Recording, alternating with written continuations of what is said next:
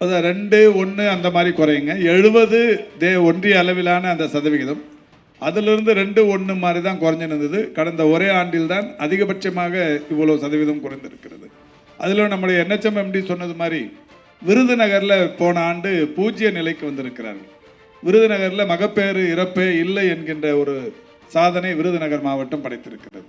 நிச்சயம் விருதுநகரை போன்று மற்ற மாவட்டங்களும் மற்ற சுகாதார மாவட்டங்களும் இதை பின்பற்ற வேண்டும், பின்பற்றுவார்கள் என்கின்ற நம்பிக்கையில் தான் இந்த கருத்தரங்கத்தில் அவர்களும் பங்கேற்றிருக்கிறார். இல்லை, இந்த மகப்பேறு மரண விகிதத்தில் ஒரு 18% என்கின்ற அளவில் இருக்கிறார்கள். அது எந்த விகிதத்தில் என்பது குறித்து நம்முடைய DPH போன்றவர்கள் அங்கே இருக்கிற அலுவலர்களோடு தொடர்ந்து பேசியும் வருகிறார்கள். இதில் என்னன்னா, மகப்பேறுவுக்கு முன்னால் அந்த பிரசவத்திற்கு வருகிற தாய்மார்களின் உடல் உழைப்பு மாதிரியான விஷயங்களும் இருக்கிறது.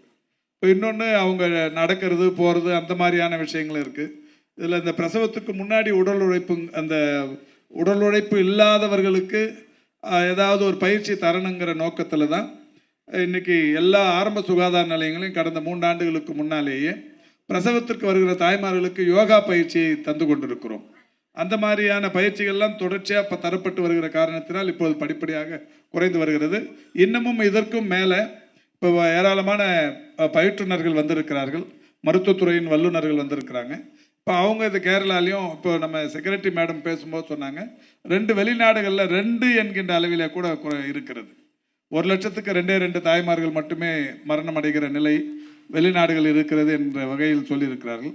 இந்த மாதிரி பல்வேறு வகைகளில் வந்திருக்கிற அந்த மருத்துவ வல்லுநர்களின் அவங்களுடைய அந்த ஆய்வு சிறப்புகளை எல்லாம் இந்த கருத்தரங்கத்தில்